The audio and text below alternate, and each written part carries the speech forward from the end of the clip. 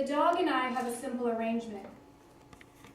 When I say leave it, he does, being bred to an order.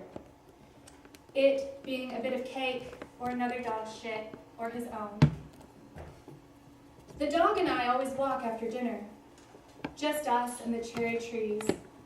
Steel-framed glass towers gleam, the sky's gauze scarf that red that makes me want to never die. The few who pass us smile at the dog. He does have a way of giving himself to what's at hand, straining after a stain or a squirrel by the McDonald's on Madison. I say we leave it and tug. The leash tugs back. Only then I turn to the upturned hand, cardboard sign, the you I call it, looking back at me, eyes like coins, thin coat blowing back from your shoulders, hair gestures like evening moths. The sharpied words you hold are faint, the shapes that don't glow when signs turn neon. You turn, move down the block, turn back to shape, like shadows in the pup tents under the overpass. Farther back, edifices break mist, ports lying along the Puget Sound, banks ink, long skirts sweep. A girl, spitting fruit pits from a streetcar, holds a schnauzer licking frosting from its snout. Her pursed lips pave the asphalt with spat refusals. The streetcar, now trolley, now bus, the silver track still bedded in the street you walk down, you with that jacket meant for greener weather, your shiny quarters and black moths, cardboard woman fragment beneath the sky's riddled tarp, silhouette dwindling down the block. Take this bone from my throat. So like me to care about dumb shit, grain-free pet food, and silk scarves and rich shades. And this dog I got at a shelter pulls on, dodging legs as the crowd on the sidewalk swells around us and swallows the girl, more and more people heaving, a wave as if the sound had overswept its banks, finally refusing to stay.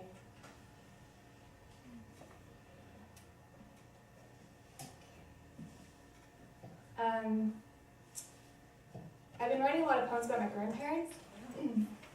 So this one's about my grandfather, who is Lakota Sioux, and I sort of recently learned that my generation is the last generation that technically counts as being American Indian, which is interesting for many reasons and sort of a very complex situation. And so I've been writing a lot about sort of grappling with having an ethnic identity that doesn't impact my life on a daily basis, doesn't feel right to claim. So, and also sort of interesting pressure from my grandfather, who's been aging and has been talking to me sort of about that identity. So this is coming from that place, and it's called The Speaker Erase Herself. Your grandfather covers your hair with his hand and tells you to stop trying to get lost. Look at his face. Remember small you dressed as a cowgirl, hide vest, burned pink boots. That girl was not what you are. Bona fide, outside of her. Feel your cheekbones, check your palms, forehead, molars, shins, white. White is all you're wearing. You should go with your aunts to the reservation. If asked, what do you know about blood? Say, enough. Google Lakota women and rechristen yourself after she walks with her shawl, who dug wild turnips, who mounted her own black horse, whose name you can't pronounce, sounds like gnawing raw steel wind.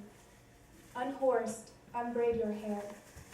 Mourn, check a box, white. Check a box, other creases are collecting in the hills. Dig a riverbed in the sole of your foot. Draw out the bad blood. Trace designs on your face. Arrange plumes in your hair grown long enough for the wind to wrap around your face, your neck. Let your grandfather's burnished hand press you down, break you into shadow, dusky, sacrosanct.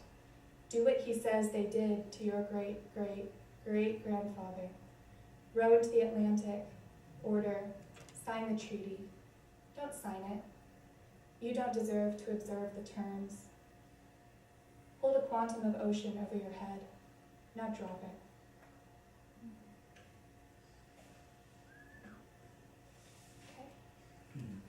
Okay.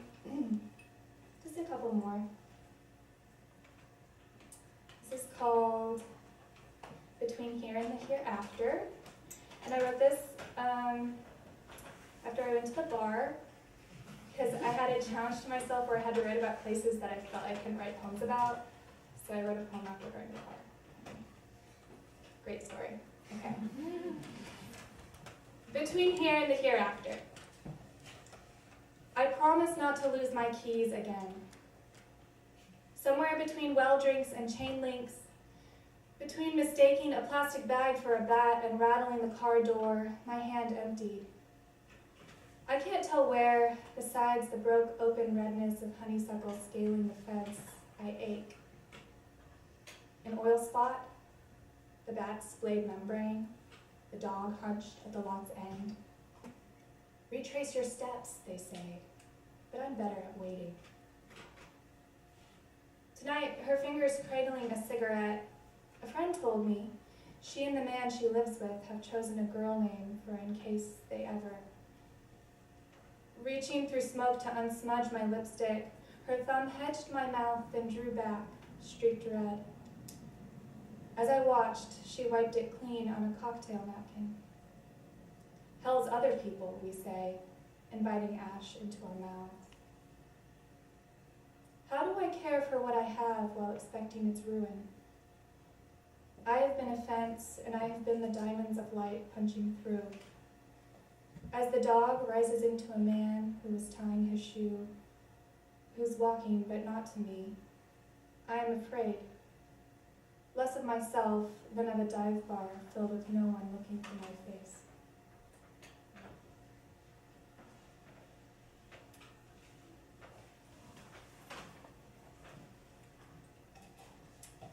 I'm going to read one more. It's a little longer, so bear with me. This poem, let's see what I need to say so you guys. Okay, it's about being a woman. It's about rape culture. It's also about this guy named John of the Cross, who was a Spanish poet and mystic I was obsessed with for most of 2014. Highly recommend. If you're looking for an upper, you should read Sayings of Light and Love. And if you're looking for a downer, you should read The Dark Night of the Soul, but all just great. So I was reading a lot of John of the Cross for some reason, so for several months, so this stems from that place. It's called What Angels Say to This Woman. The largest organ is defenseless. A leg swings up when the knee is wrapped, my back arcing with a hand behind, 5 fingertips lightly impressed, the year I didn't eat, for I was of a mind to be sad the way a phone booth is sad in 2015. Can I talk that way? Born of this America, I have no choice. And yes, I wanted to suffer for art. I still do, but in the active voice. Burnt out street lamps, crows stuttering above the bus shelter, the curve of an empty bottle of rice wine nestles among November sweet pea vines. Thin shadow edge of smoke, a cigarette just extinguished on a gravel lot. Love consists not in feeling great things, said John of the Cross. I am a person and therefore feel lots of little things. Among them, delight at scrubbing my face raw in the morning. How trite. Teach me to love myself more, prayed no saint ever. My soul magnifies every pore. I am 24. From the dark, a man swings into my path, his shadow covering mine, his shoulders hunched like a tired bird's. His face looms. He says to me, "You look like you need to be pushed against a wall and fucked bargains are ugly and small is one thing I know about love. According to John of the Cross, love is suffering for the beloved. But to suffer by choice is a luxury. Despite my intentions, when post-storm light finally pressed my eyelids open today, it was appallingly late. God, give me a higher calling and better material. Amen. His hands thrust out stiffly as if to cut my chin, his fingers like stray wires. I duck under his arm, my cheek brushing the rough weave of his coat, ball my hands into fists, run into the wind, don't look back. I am, as Beyonce says, no angel either. Angels have masculine names. I am a person, and my own fingers against my neck awaken a bright pain, gasping, swollen. Why do they call cliches flattened truths? This year, I'm sad the way getting pocket dial is sad, which isn't altogether tragic. At least it means I'm not compelled to pick up, to be beheld. Past empty stairwells and an empty cache for gold, the ancient maple trees at the edge of the park, past a locked church, wet stone gleaming, a grated 7-Eleven, abandoned taqueria, gold and sour spilling from doorways of bars. My skin is a coat made of many thin coats. It took years to make. John of the Cross had nothing to say about sadness, only detachment. He had a vision of Christ's ascent. How cliched. He ate a diet of fresh air, water, salted fish, etched thousands of poems on onion skin. How he must have cried. I was not made to stay inside. Thick plates of water coursing down the street, the sky tearing itself up, crow's beaks falling off, ricocheting off the roofs, arced moon drawn with a finger. This night knows many other sayings. They are all about this night. Ahead of me, a bus slows down but doesn't stop. I've decided to talk less needlessly, thereby to need less. Isn't a little light enough to read by? To call myself beloved and believe it is a choice like the rest. To eat, to wake up, to leave.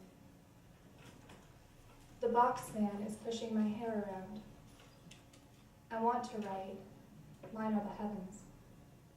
I have my doubts, and this skin, wet ribbon sky turned inside out. Thank you.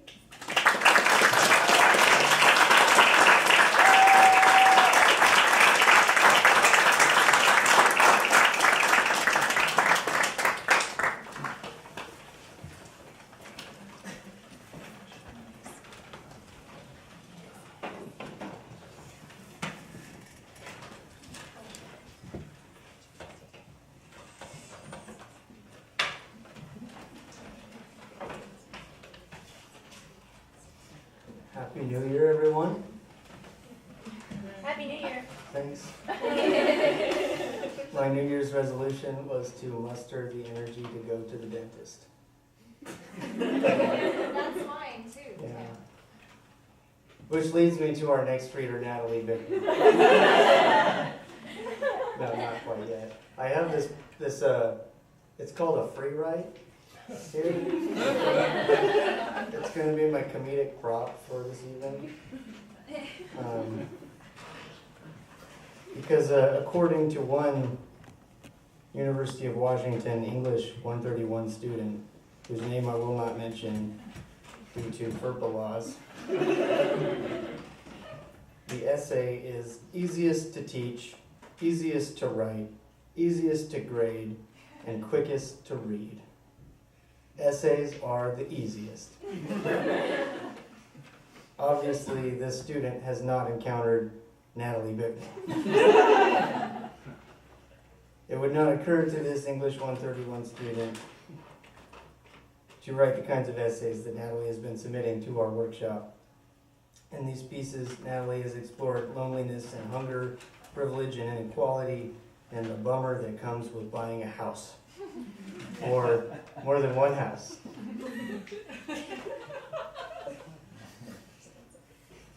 Anyway, Natalie's gonna dazzle us with something good, so hold on to your butts.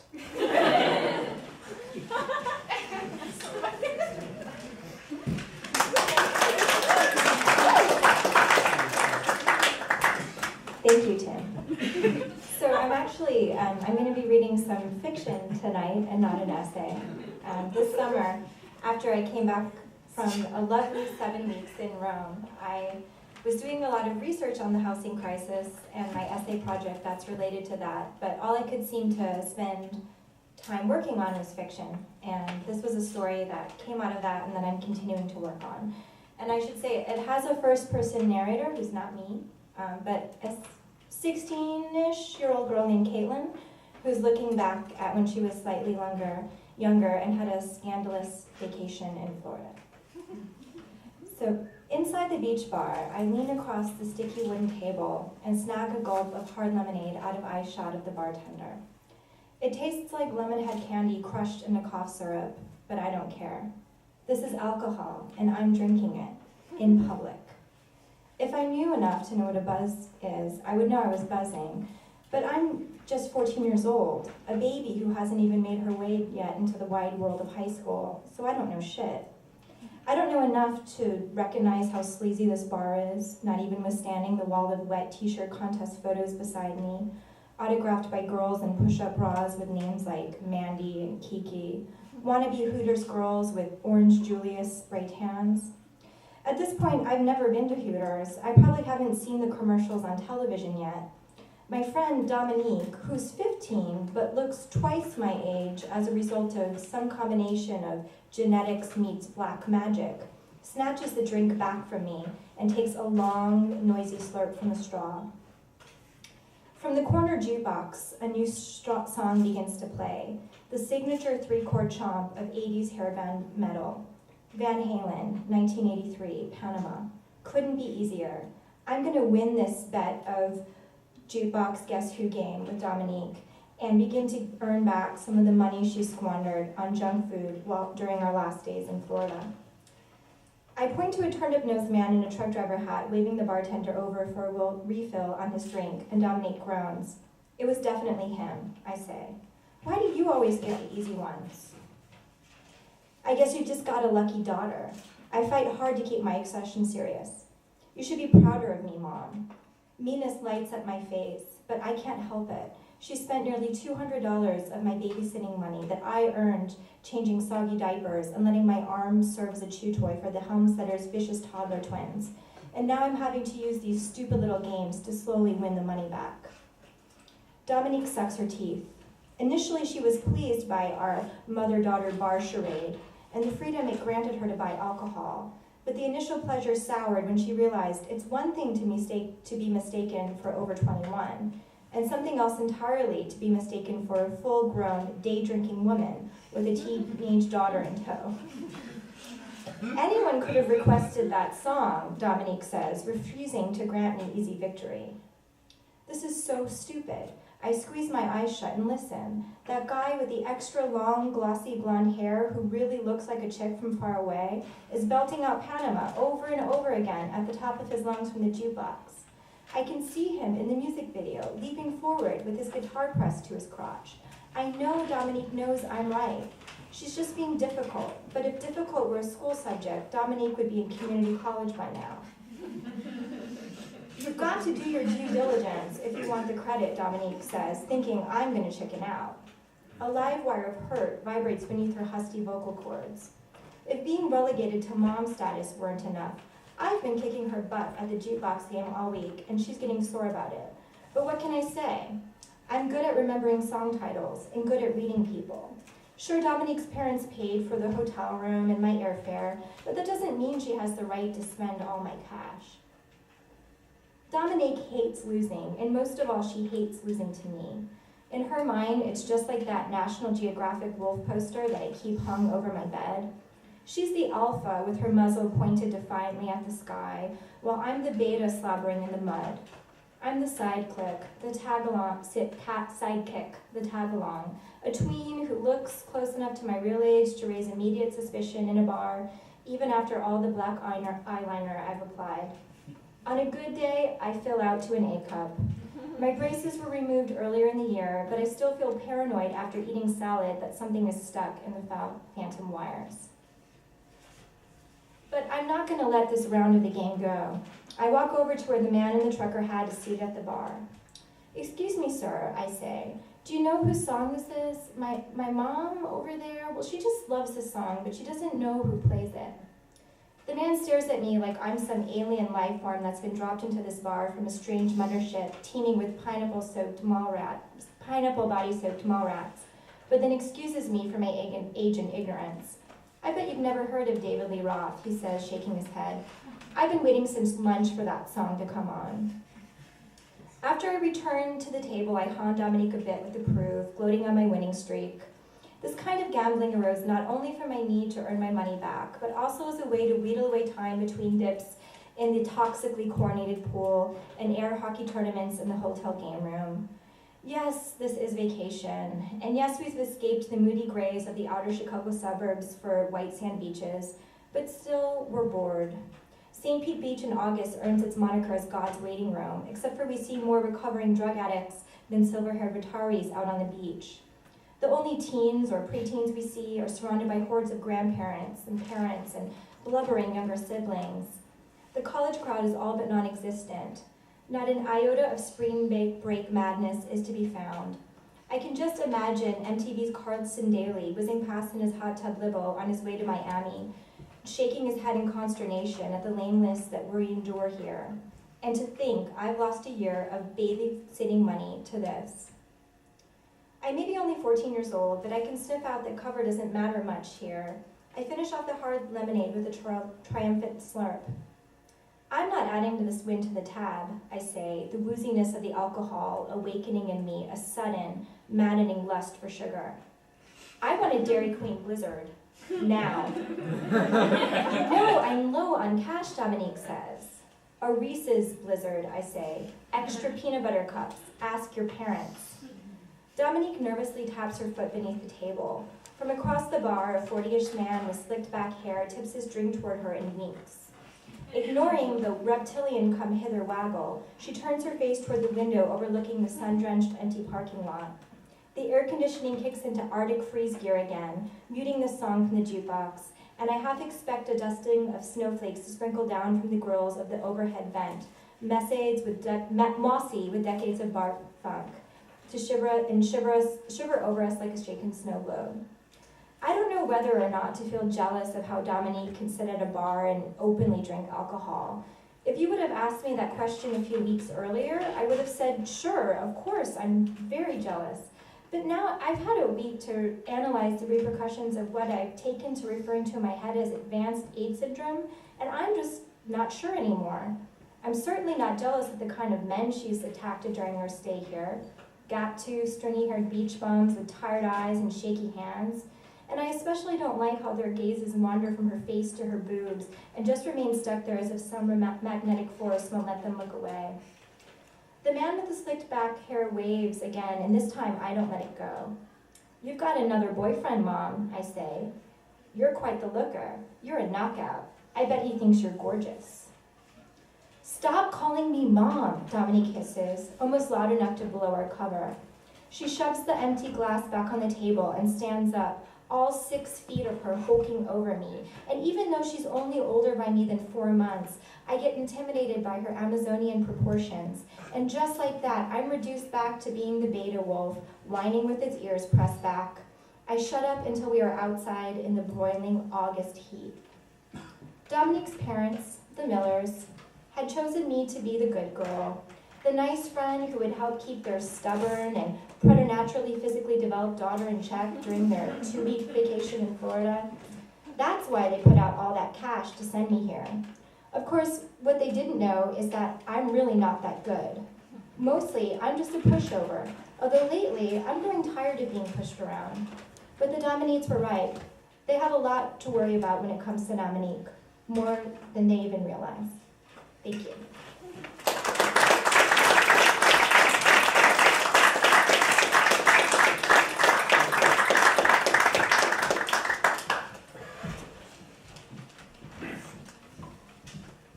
But I'm going to do something I don't usually do. I'm going to introduce a poet. It's our other half of the introducing duo. Rachel Edelman is going to read. Yeah. Woo! Yeah. So according to one UW English 131 student, whose name I won't mention because of FERPA laws, in college we quote, write essays because it is the easiest way to judge our English skills. Like, if you had us write poems, that doesn't show jack shit. Well, tell that to Bill Clinton, who was recently spotted at Elliott Bay, holding a copy of Claudia Rankine's Citizen. Sources say that he left without paying for the book. Rachel Edelman is a second-year poet, and she's going to come up here and prove that student wrong and Bill Clinton right. Thank you.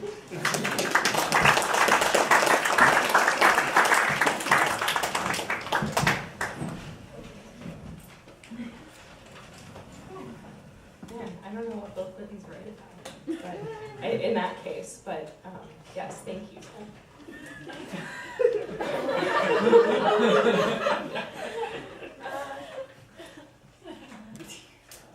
Okay. So you guys know that right off the coast of Washington State, there's this plate boundary, this tectonic plate boundary called the Castalia subduction zone. Yes. Okay, here's a sonnet about that. Cascadia recurrence interval. Patchwork earthplace. Patchwork lithosphere of plates sutured like skin. Around the mantle's riot wraps our smoothed out habitable surface. Windy semblance of calm. Hear the growls of jet engines. Hear the hum of helicopters over the Aurora Bridge, the local hotspot for giving it all up. Choppers monitor fervors of traffic. Just steel propelled across asphalt at the mouth of the Fremont Canal. Just steel struts and joists that'll fracture when the fault goes. It's not the tremor that gets us, it's after. Keep the tank full. Drive inland till you run out of gas. Yeah. Big one. Here's another. Hold on. Maybe I should reorder these. No. Okay.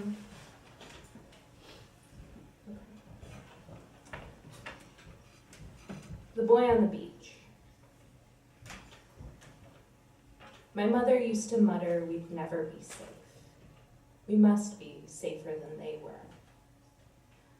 I'm not supposed to say how my father bought solid gold Krugerrand coins straight from the Denver Mint and buried them in the backyard. 11 steps southwest of the swing set. Meet there if, no, when. My mother kept our passports up to date. That part's not a secret. You can't just sit there. We learned the word bystander to learn there are no bystanders. Not two of my brothers in the backyard while I shoved the third. Not in Germany. We don't even know who we lost there. I do not want to tell you about the 4 minutes at sea, what the boy's weeping father told the cameras. No distance from the thing itself, if you really look. His body is on every screen. You have to see the cavern of his left eye socket glancing the foam. You have to look for a flutter in his lashes. The little shell of his left ear opens upward, but it doesn't hear the rolling surf or the